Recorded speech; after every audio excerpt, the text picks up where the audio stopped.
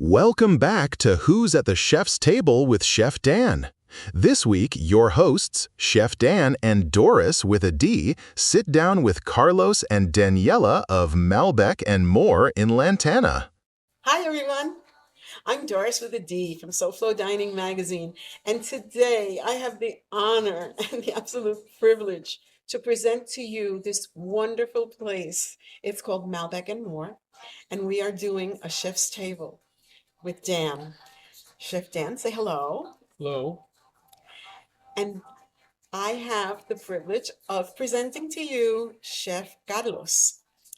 This hola, because Hola. today we're going to do this in Spanish and English because we're going to do something a little bit different in Lantana. And with me, I have Daniela, who owns this wonderful, wonderful place. And I am absolutely beyond words. I'll go nuts. But you guys already know me. And I just want you to understand that this is such a labor of love. And we have had absolutely so much fun here that we want to share. And we want you to understand that we're going to be back. We're going to be back often because these guys are like family to us and we absolutely love them. So Chef Dan, being that this is your chef's table, I want you to take it away. And I want you to join Chef Carlos. Okay. And like I said, it's going to be bilingue. So away we go. Okay, so first of all, this is different than normal. We actually ate before the video. Yes. Maybe Danielle will tell us some of the things we had. Okay, sure. And what we'll do is we're gonna put we'll put a list on the bottom so this way they can read it. And what these are all todo que comimos está en el menú. Sí. Okay, so everything Yes. that we had is on the menu. Right. Yeah. Or currently on the menu, because the menu is a living menu.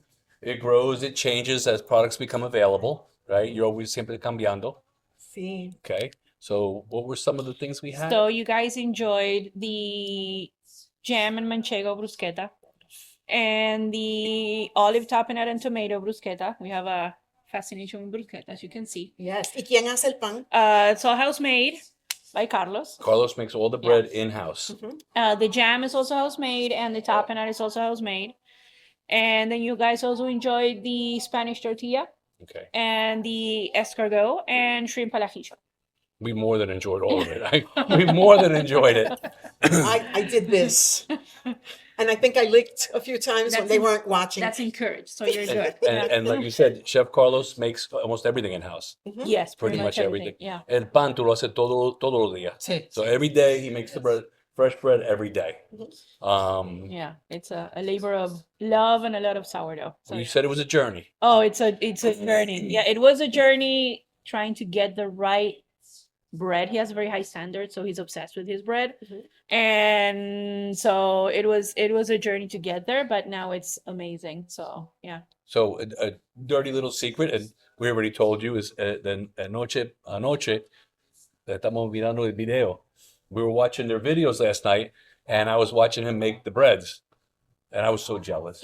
He had FOMO all night And she's long. saying, you need to get a smaller Dutch oven. You need to get, I'm like, I love it. I love it. Well, next time you can come in and you can bake together. I- That's gonna yeah, be super yeah, fun. yeah. Yeah, absolutely. Yeah, I mean, I was like amazed. I'm sitting there going like, oh my God, because I make it at home for two of us, and it's a huge thing. Yeah. You know, and then I saw these little things. I'm like, oh my God, I'm so jealous. We got a lot of tips too. Yeah. Sí, Chef Carlos nos dijo muchas cositas que debemos saber para poder saborear toda la comida en la forma que se debe saborear.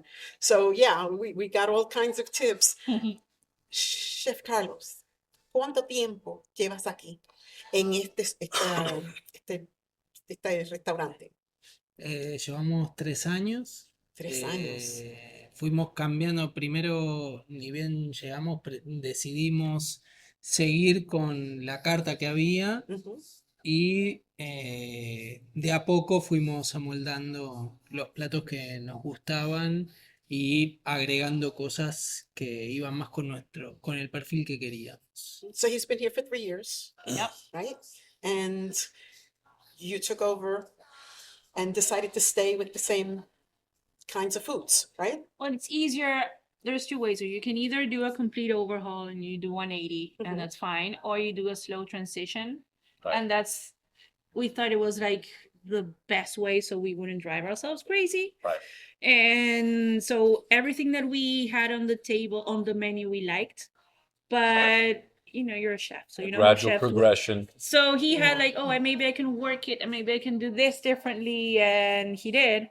So everything's like tweaked a little bit. And once you get to your point where it's you, then you get that name where it's your name. Yeah, exactly. Yeah.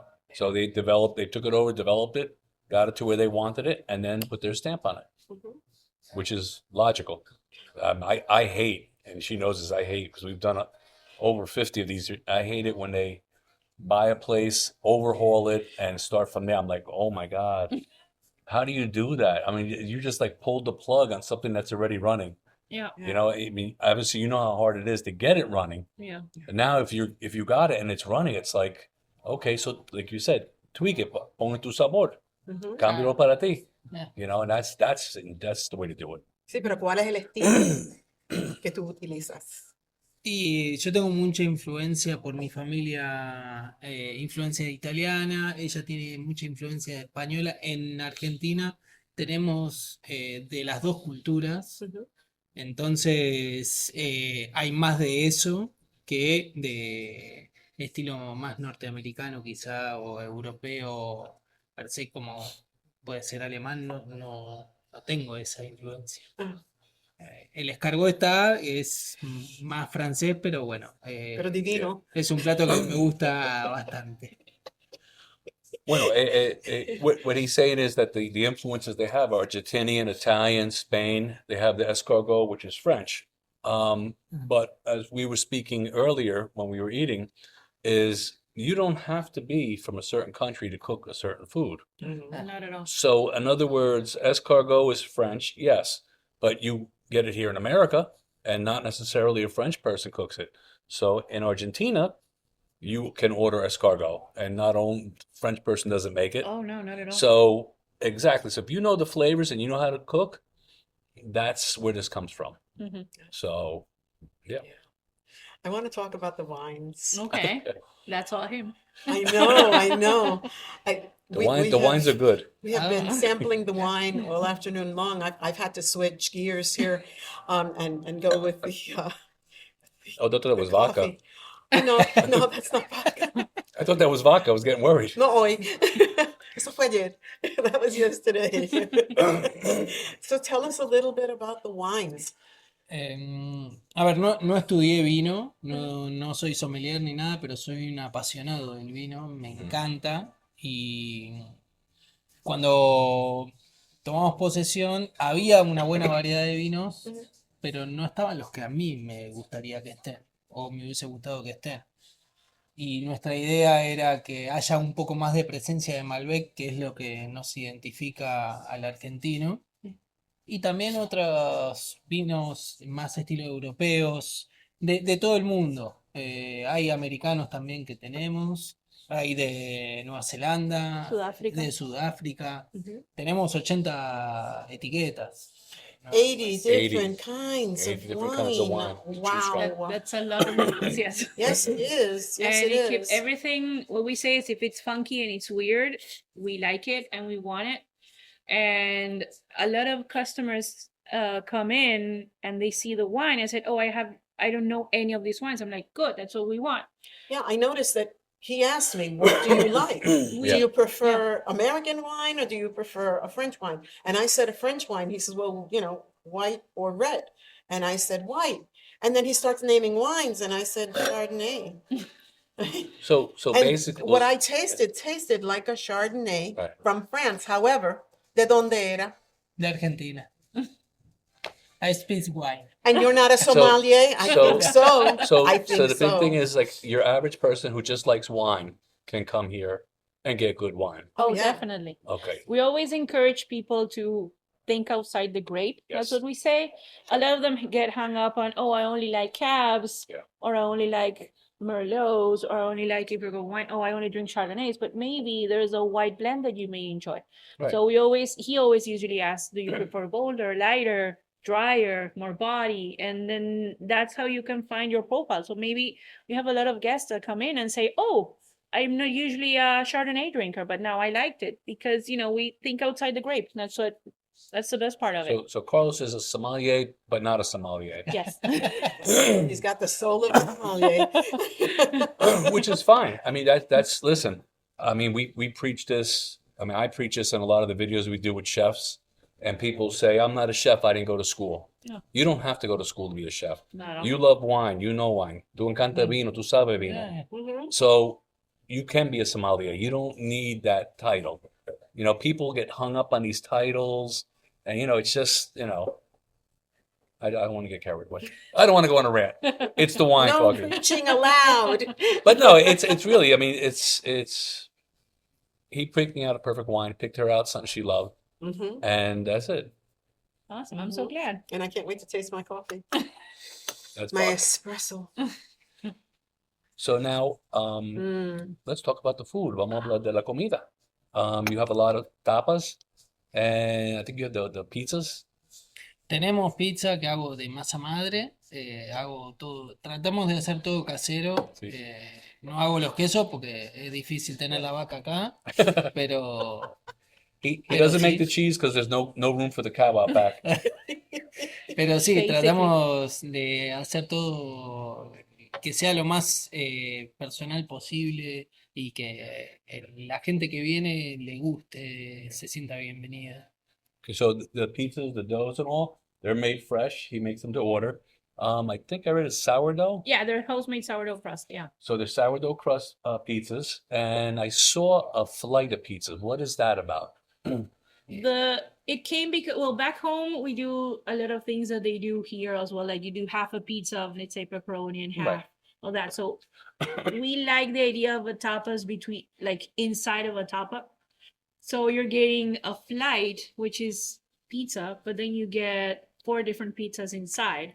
Oh, So it's nice you're not gonna get 4 different pizzas Right. if you're a couple. Right. So if you're a big group, maybe, but that's the best way of just sampling everything Yeah, we you get to have. sample it. Yeah, and then you can decide, or maybe if you're being like peckish and you want a couple of portions, then that's the best way. So it started with our wine flights, and then that kind of carried over with pizza flight, and then we also do a tapas sampler.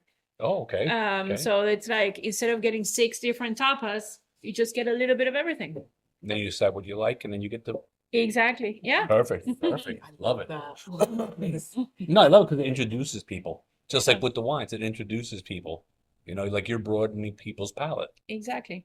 That's And teaching them. and teaching them. Yes, that's awesome. And maybe you wouldn't think of getting, I don't know, escargot and meatballs and a provolone sizzler because you're like, okay, I wouldn't put them together in the same order. But this way, you have like a little taste of it. And then, and if you don't order one of those tapas, then maybe you get another one. Get And- different one. Yeah, Yeah.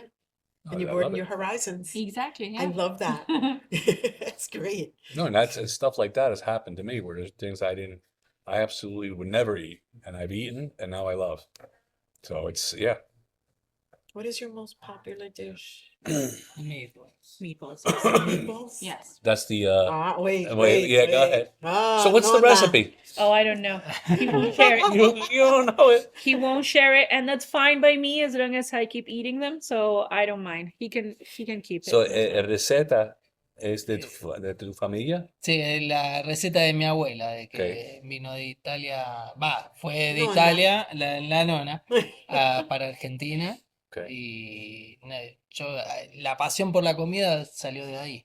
So the recipe is from his grandmother's Nona from Italy, and this is where his passion from cooking came from his grandmother. Yeah. Yeah. Yeah. Wow. Where was she from? ¿De dónde? Nápoles. De Napoli. Okay. Napoli. So there you go. It's a serious recipe, yes. Yes, it's a So serious recipe and it is secret. Secret recipe.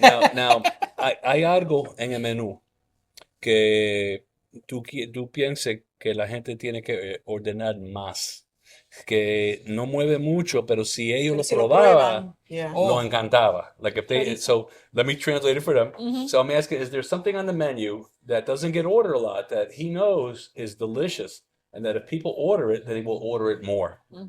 Maybe chorizo marinara, que la gente quizá le tiene aprensión al chorizo porque piensan que es picante, Right. estilo italiano, como se vende acá, pero es más chorizo argentino. El chorizo argentino es Oh, you also have como no tan picante, es más saladito y es más amable a la hora de comer. okay, so it's chorizo Marinara. marinara.